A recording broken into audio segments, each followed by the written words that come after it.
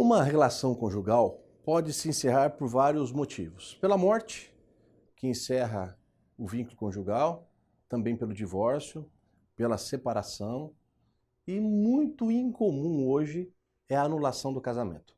A anulação do casamento pressupõe dizer que esse casamento nunca existiu, que ele deixará de existir como as pessoas voltassem a ser solteiras. Ao passo que no divórcio é desfazer, é o distrato de um contrato. Hoje é absolutamente inusual a anulação do casamento. Isso tem muito efeito, por exemplo, para o direito canônico, para aquele que é católico, que quer anular o seu casamento para poder se casar novamente na igreja. Fora isso, não traz nenhuma repercussão jurídica assim de nenhum relevo.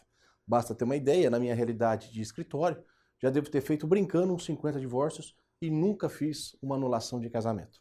Entretanto, sempre ela é indagada em concursos e essa é a questão. Antônio, de 25 anos de idade, casou-se com Carla, de 13 anos de idade, que estava grávida quando da realização do casamento. Embora tenha sido consentido pelos pais de Carla, o casamento foi realizado sem autorização judicial, pois os nubentes não estavam cientes dessa exigência legal.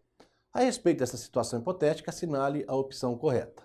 Vamos só fazer um parênteses desde o janeiro de 2019 agora, para uma lei já, uma das primeiras leis do governo Bolsonaro, homologadas pelo governo Bolsonaro, ela foi aprovada pelo Congresso e sancionada pelo presidente. O casamento, em hipótese nenhuma, mais pode ser celebrado abaixo de 16 anos. Antes era possível, com autorização judicial, que se casasse abaixo de 16 anos. Hoje é absolutamente impossível que isso se dê. Então vamos lá. A respeito dessa situação hipotética, assinale a alternativa incorreta. Vamos começar de baixo para cima. O casamento é nulo, pois Carla não tinha idade núbil e não havia autorização judicial. Aparentemente correta. Antônio poderá requerer a anulação do casamento devido ao fato de Carla ser menor de idade. Também, no princípio, razoavelmente correta. Anulado o casamento, este retroagirá a data da sua celebração, não produzindo nenhum efeito. O casamento é a única espécie de nulidade, que uma vez decretada pode não gerar efeitos retrooperantes ou retroativos.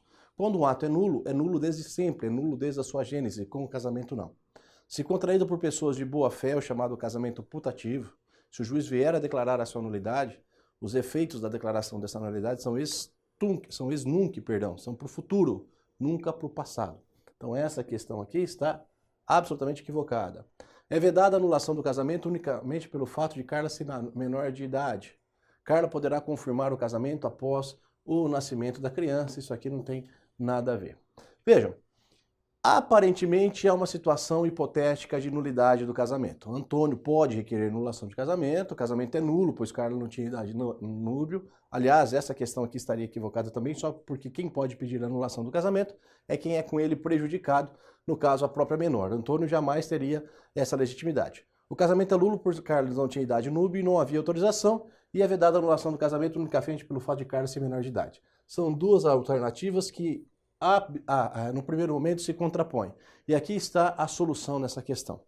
Quando existe a menoridade, evidentemente que o casamento é nulo. Mas para que haja a decretação dessa nulidade, é necessário que sejam reconhecidos outros efeitos negativos do casamento. Não basta tão somente a inferioridade núbil, a inferioridade etária, para que seja decretada a anulação do casamento. Portanto, a alternativa correta é a alternativa B. É vedada a anulação do casamento unicamente pelo fato de Carla ser menor de idade. O casamento está irregular, mas para que haja sua decretação é necessário fatos adicionais. São necessários fatos adicionais.